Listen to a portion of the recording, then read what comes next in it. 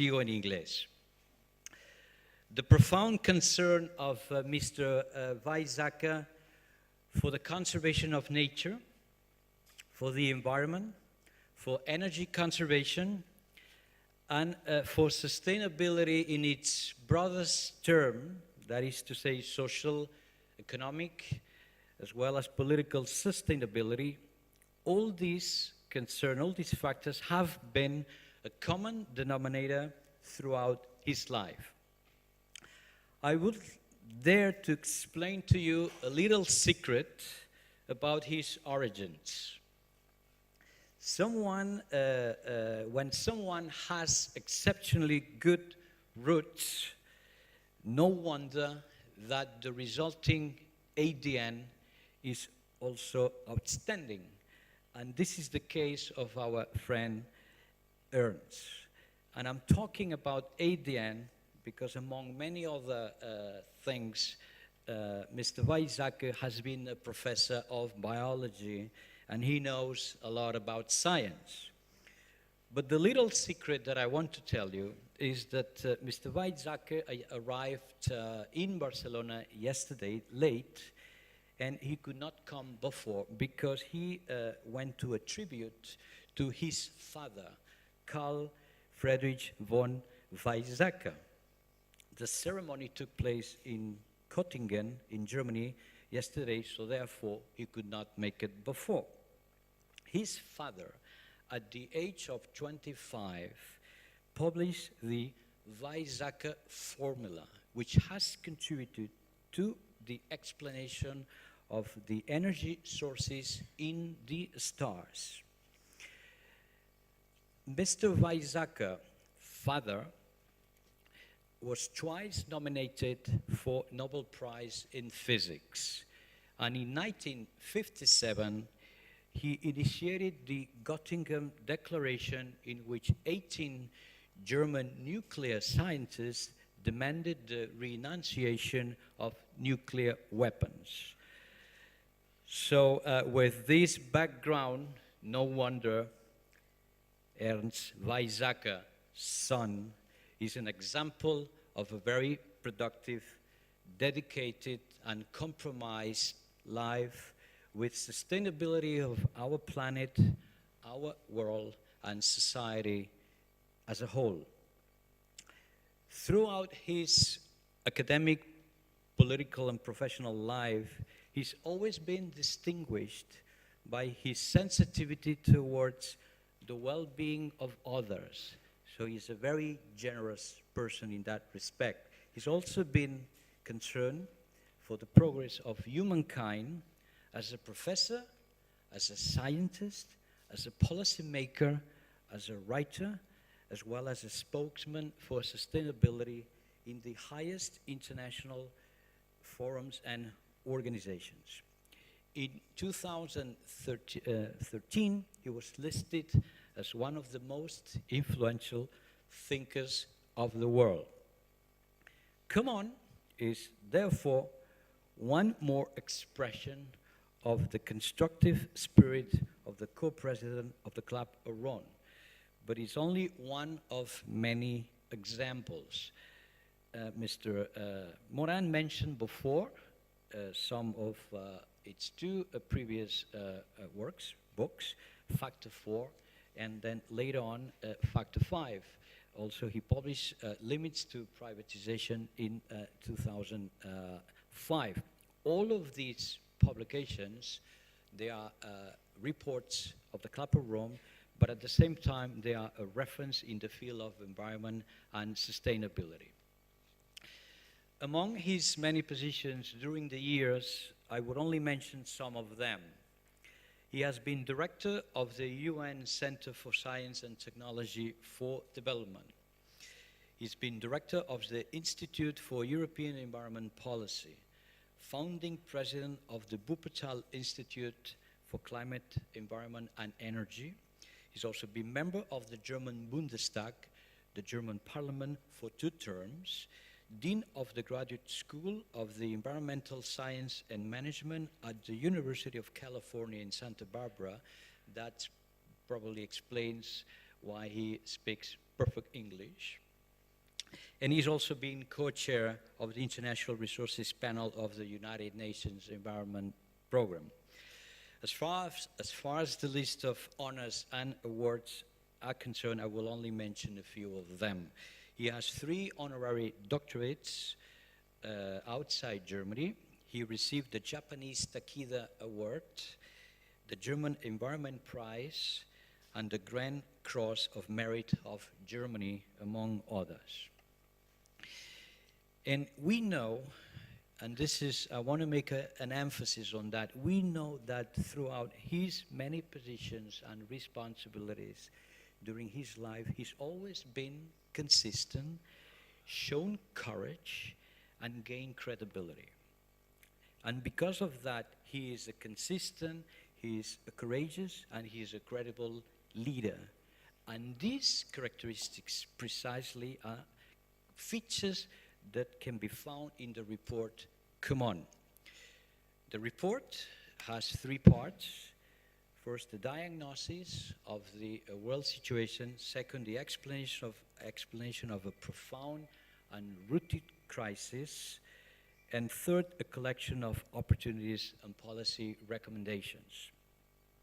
It also refers and takes into consideration the United Nations 2030 Agenda, as well as the Pope Francis encyclical letter Laudato Si. In summary, Come On has all the ingredients to become a new reference work of the Club of Rome. I'm going to stop here, and I will give the floor to our co-president, Mr. Weizsäcker. Ernst, we want you to know that it's both a pleasure and an honor to listen to you, and we look forward to your presentation. The floor is yours. Thank you very much.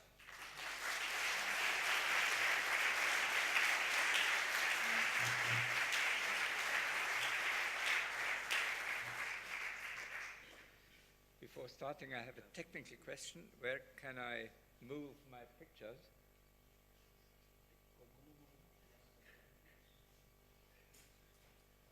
There is a... Excellent. Okay. Senora Galvez, my dear friend Jose Manuel, ladies and gentlemen, it's a great pleasure being here in Zaragoza and speaking about a new adventure for the Club of Rome called Come On. I shall be explaining that in English it has 2 different meanings. Either it means, come on, don't try to cheat me. And the other is, come on, there's something new. So it's both meanings. I shall be explaining. It's likely to be the first report by the Club of Rome after some 50 reports to the Club of Rome, because it has been written by some 30 members of the Club of Rome, and because it attempts to break new ground for the 21st century. Carlos is sitting here. He is one of the co-authors. So I'm very happy to have you on board. The book starts with the chapter, The World is in Disarray. We all know that. Despite unprecedented wealth and incredible technological achievements, the overall sentiments in the population tend to be angry, pessimistic, lacking orientation. We see terrible situations in places like Somalia, Yemen, Afghanistan, Venezuela, etc. And Donald Trump and his allies in Britain, Turkey, Philippines, and elsewhere express anger against the so-called establishment, globalization, and other imagined enemies. Well, some of the explanation can be extracted from the so-called elephant curve.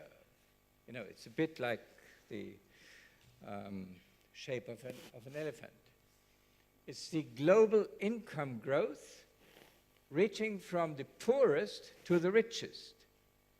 And fortunately, many of the poor had big income growth. and many of the rich had not. And this is the explanation for the Brexit and the Trump voters, and I'm afraid also millions of Spaniards who have been on the losing side over the last couple of years or decades. But we in the West tend to ignore that globalization also had billions of real winners. Here are China and the Asian tigers. But besides, the elephant curve is incomplete. The real winners were the very rich, the billionaires at Wall Street in California and China and Russia and India and everywhere in the world. I mean, Carlos Slim in Mexico and others. Those were the real winners. And this is why we are so angry.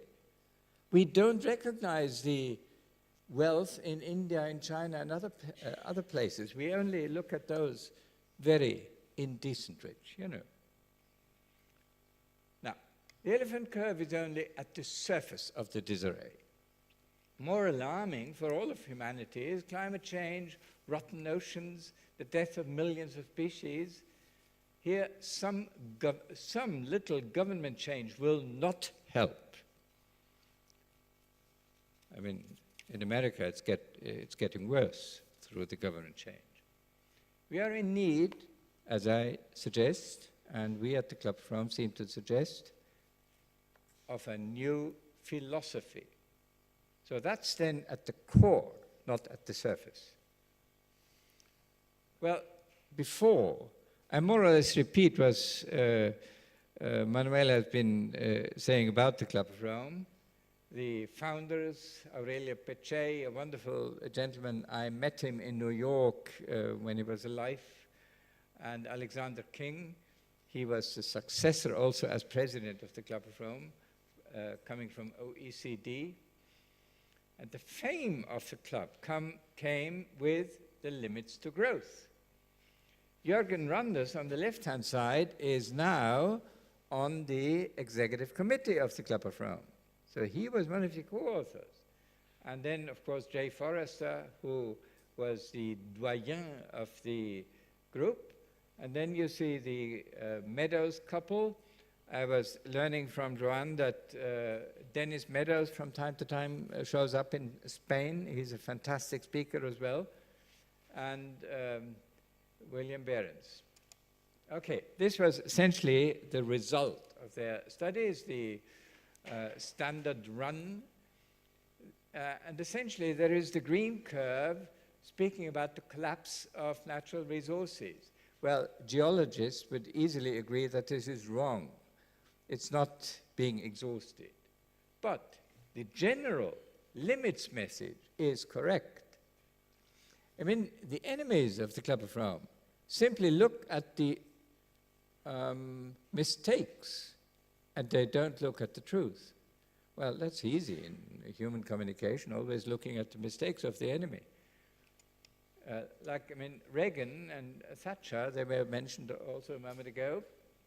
Reagan said, there is no such thing as limits to growth, period.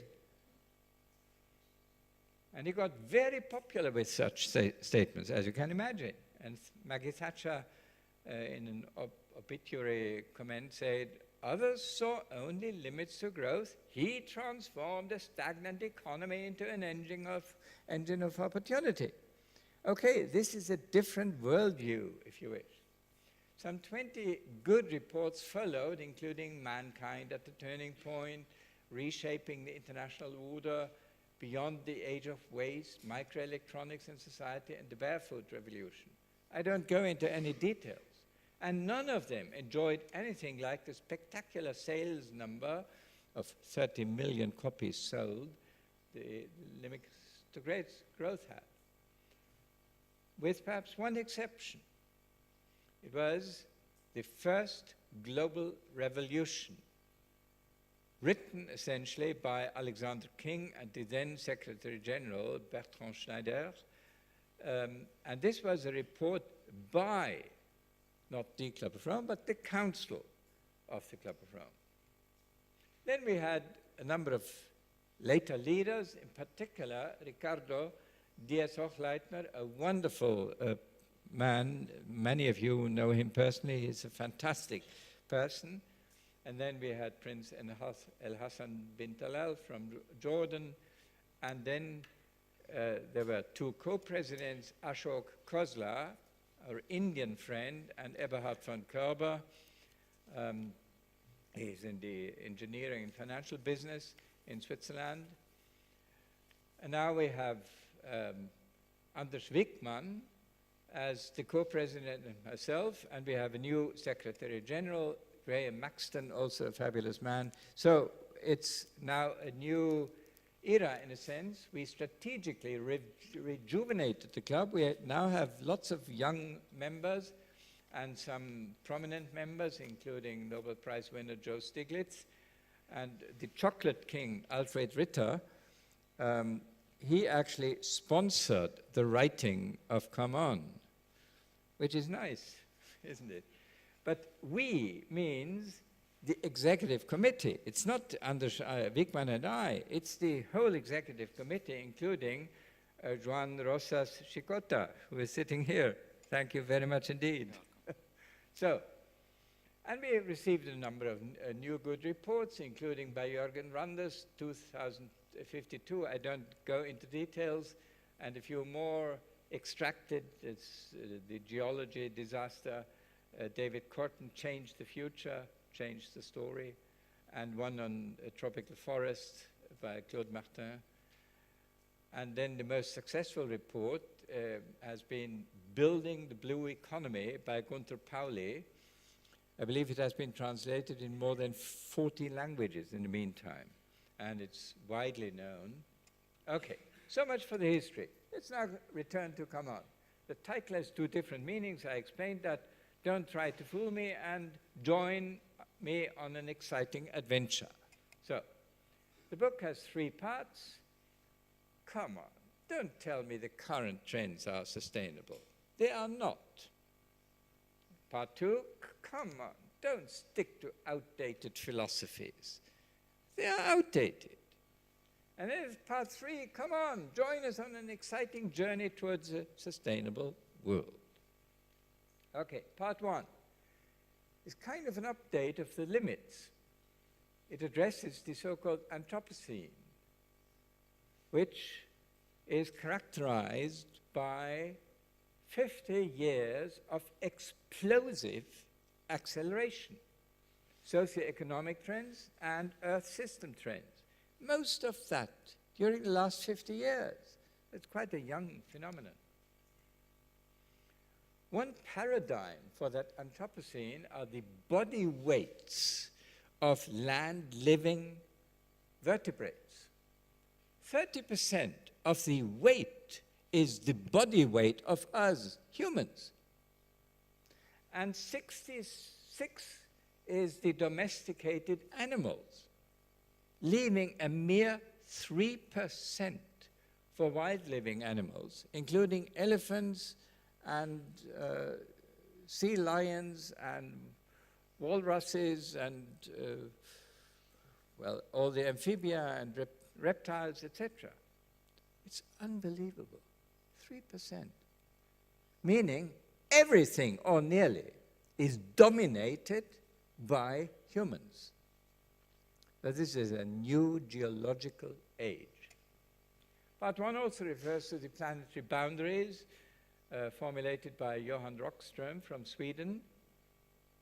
And then, of course, we have a big chapter on the 17 Sustainable Development Goals, where our diagnosis is that if 8 or 9 billion people enjoy the pleasures of the fulfillment of the 11 or 12 socioeconomic goals, like ending poverty, ending hunger, ending unemployment, ending illiteracy, etc., then nothing will be left for climate, biodiversity, and oceans. You know, there is 13, 14, 15, it's climate, life underwater, essentially oceans, and biodiversity.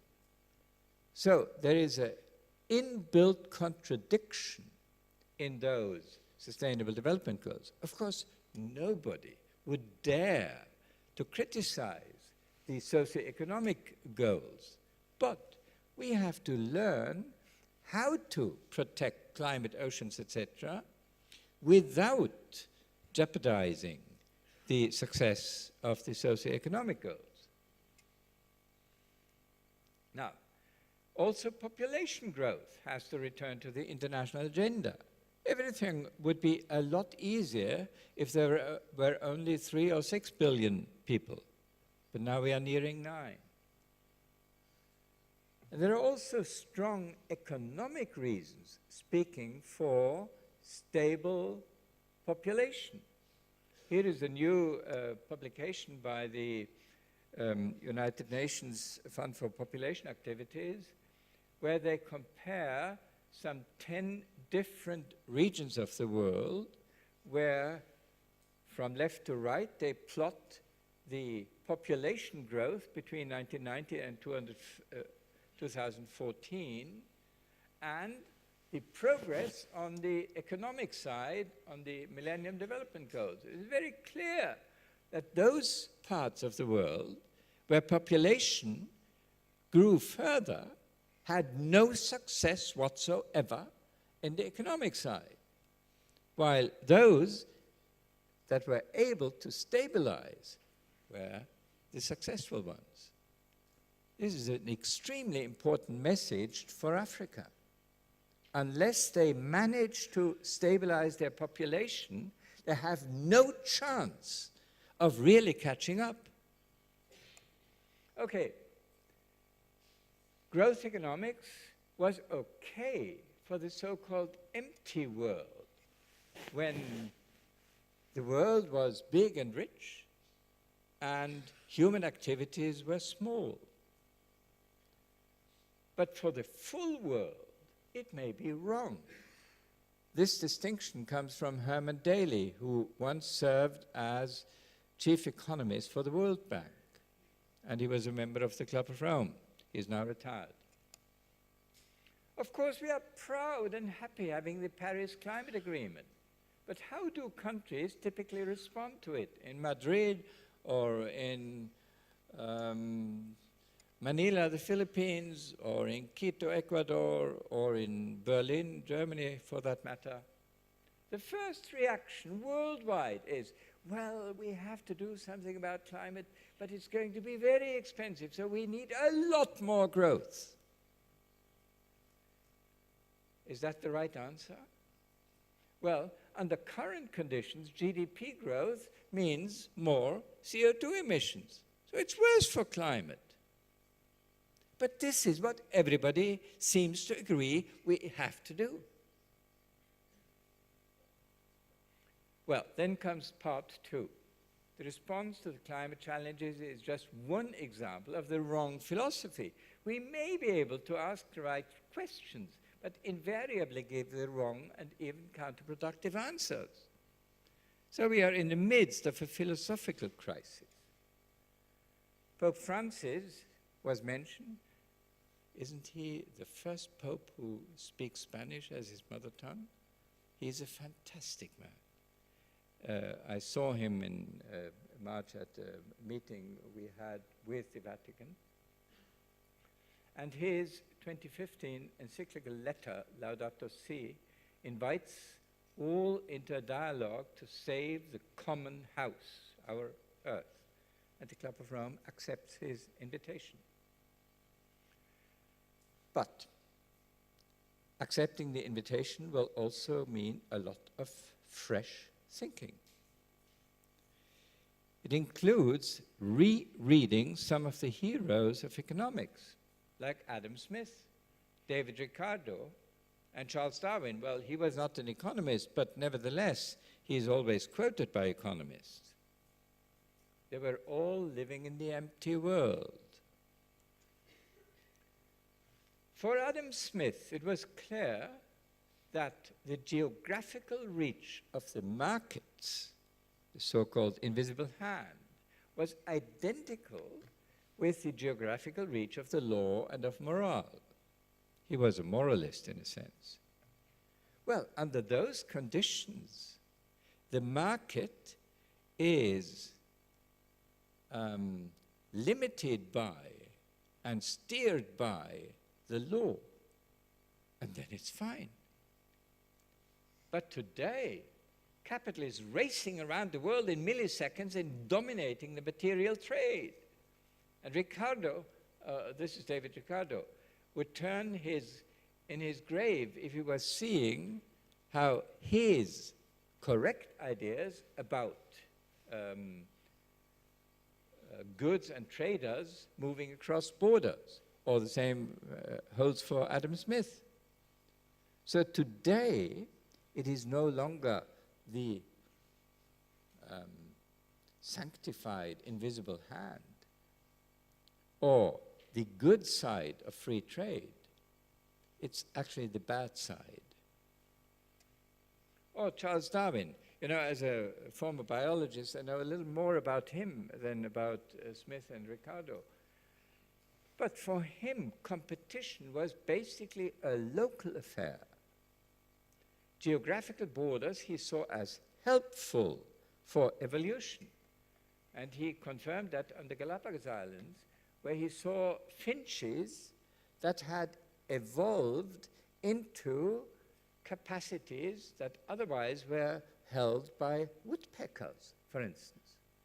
So the finches on Galapagos, or some of them, a new species, learned to crack a cactus thorn to extend their beak so that they could get insects out of the bark of a tree, which is a fantastic achievement.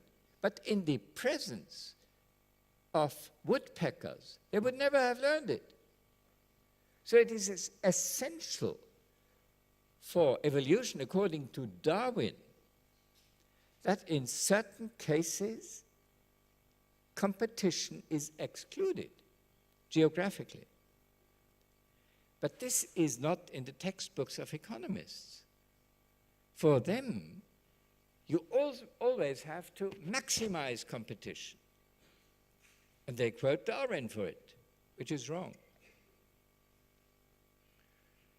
Another thing is, reductionist philosophy, which in the Anglo-Saxon world is absolutely dominating, is good at dissecting, but cannot say much about life, the future, and complex systems. I mean, Carlos knows more about complex systems than I do. So for you, reductionist philosophy is the problem, not the solution. Then we are responding to the philosophical crisis by suggesting to engage in a new enlightenment. And balance, in a sense, is at the core of the new enlightenment. Balance where? Well, between humans and nature, between heart and brain, that was the earlier picture, between short-term and long-term. I was very glad that this was mentioned before. Between public and private, the state and the markets, religion and state. The Islamic State is a disaster, but the anti-religious state is also a disaster. A balance is good.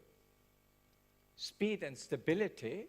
You know, in California, everybody speaks about disruption as the best kind of innovation. Well, disruption can be terrible. I mean, do you want to be disrupted at night, perhaps if you sleep or make love or I don't know what? No, disruption is a very awful thing. But stagnation is also awful. So you need both speed and stability, or between feminine and masculine, or equity is the social postulate, and rewards for achievement. It's the sort of neoliberal postulate. Both are correct, but have to be in balance. Asian thinking may actually be closer to balance than Western thinking, including Islam in this case. I I mean, this is the yin-yang picture. Okay, let us optimistically now assume that we are on the right track postulating a new enlightenment. But can we wait until 7.5 billion people have gone through the troubles of a new enlightenment? No. By that time, the planet Earth will be irreversibly rotten. We have to act now while working on the new enlightenment. And this is part 3. Part 3 of the book is pragmatic, political, and optimistic. For instance, about energy decentralization, the circular economy, creating jobs. Anders Wickman, with a large team, has proven that the circular economy is actually creating jobs, not destroying. The blue economy, I mentioned that engaging civil society is not always government or business. The civil society also has a voice. And then financial reform, curbing speculation, and tax havens, the Panama problems, etc. Okay, those are 5 out of 28 items that we are mentioning in part 3. So here is Ashok Khosla. I mentioned him before as the co-president. And his development alternatives, over some 30 years, they created some 3 million sustainable jobs in rural India, creating livelihoods for the so-called untouchable caste. I mean, I was learning from him when visiting him in Delhi that they hired young women from the untouchable caste who had no education, but they learned on the job very quickly, and later, 25 years later, they found that those women had 1 or 2 children and were extremely happy, while those who were left out of gainful employment had 5 or 10 children, aggravating the problems of rural India.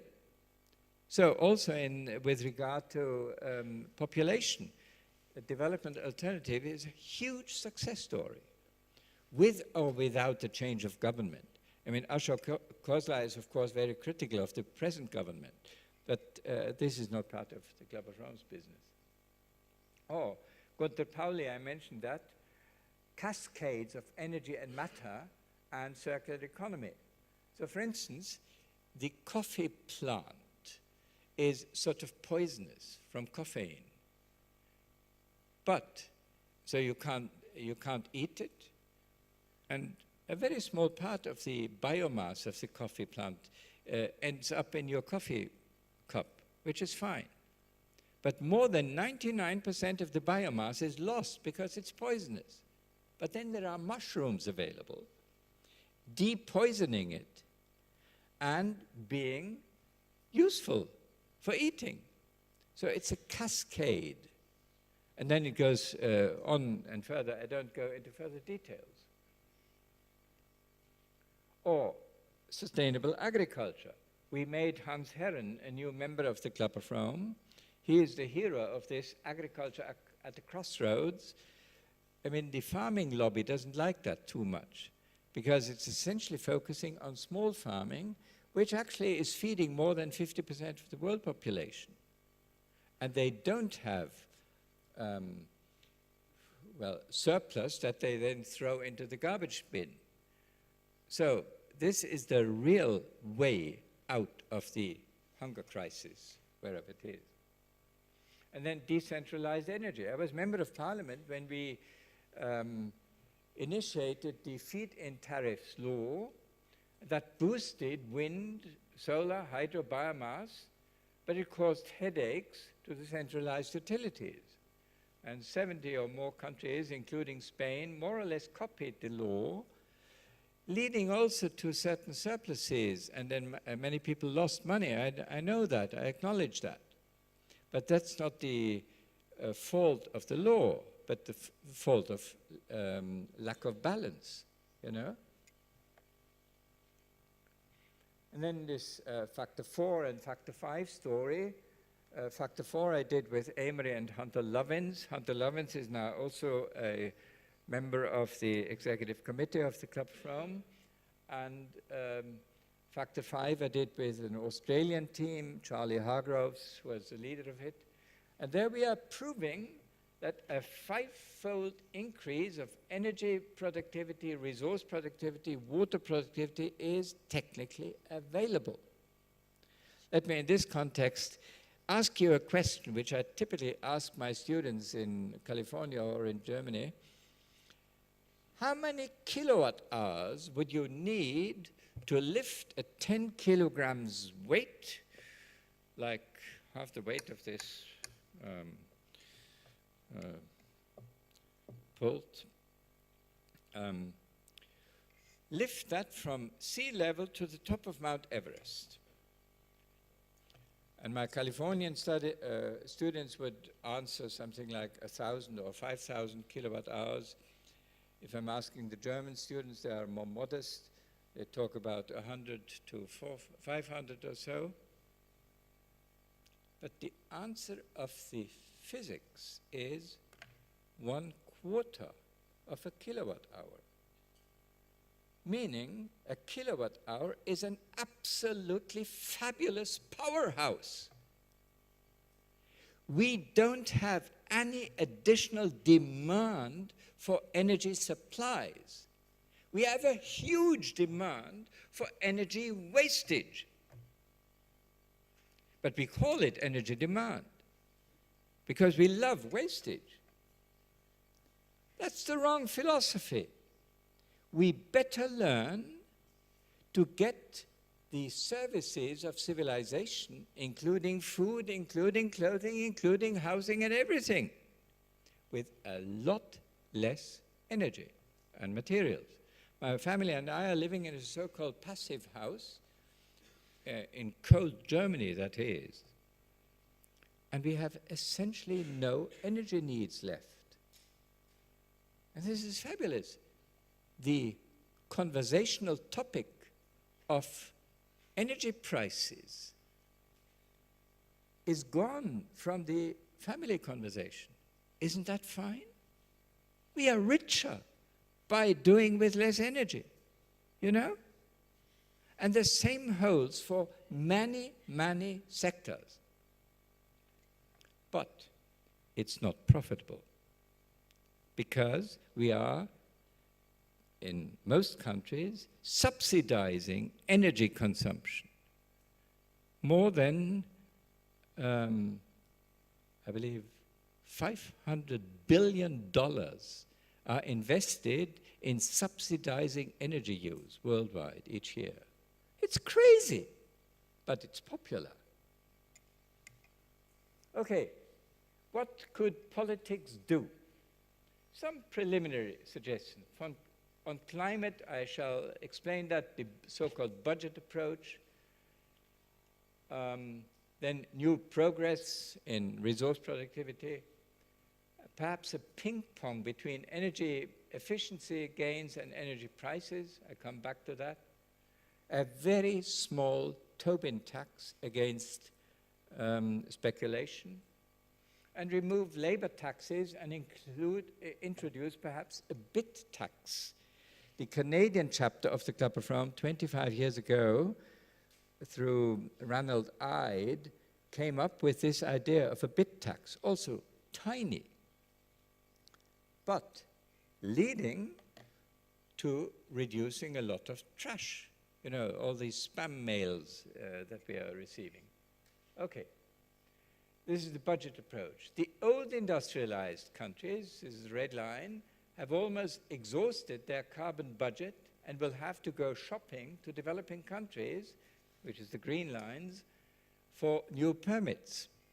And this, through the back door, has an extremely fortunate effect. Namely, in a country like Bangladesh or Egypt, it becomes profitable not to waste energy.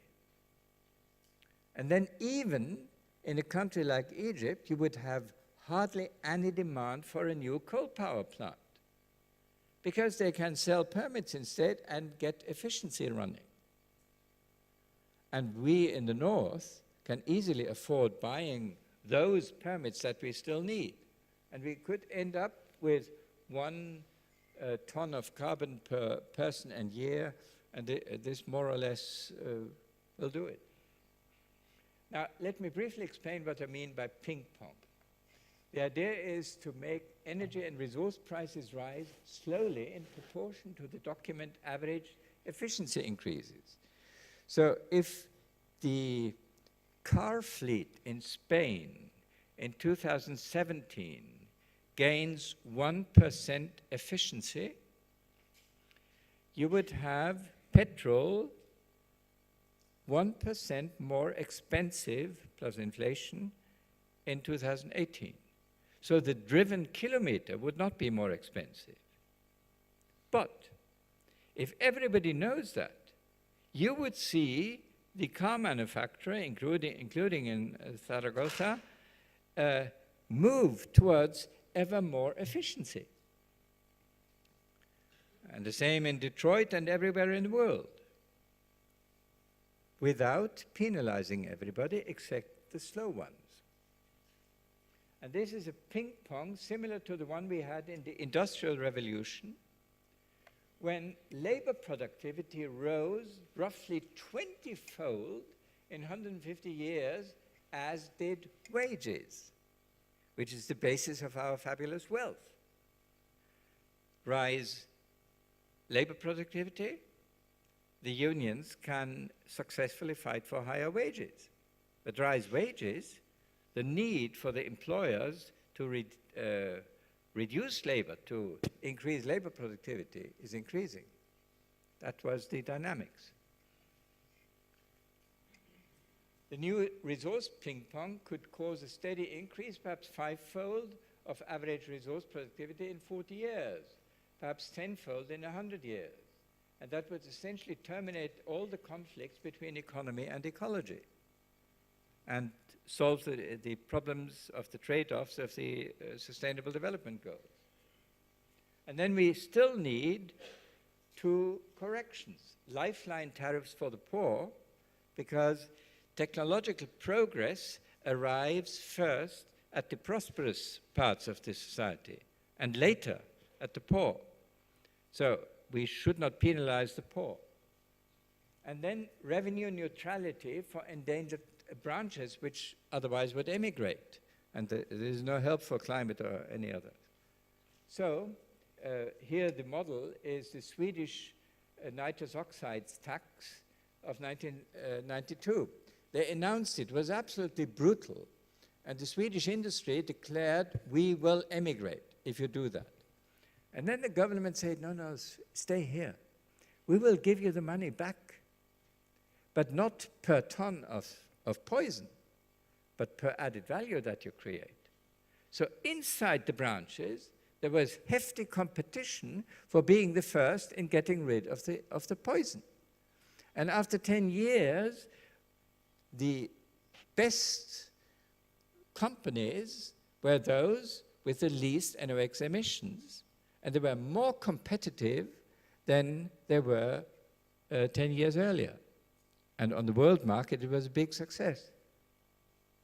All in all, Come On is an optimistic book. Club of Rome members will be invited these days to comment on the draft. And by October 2017, the book will be published.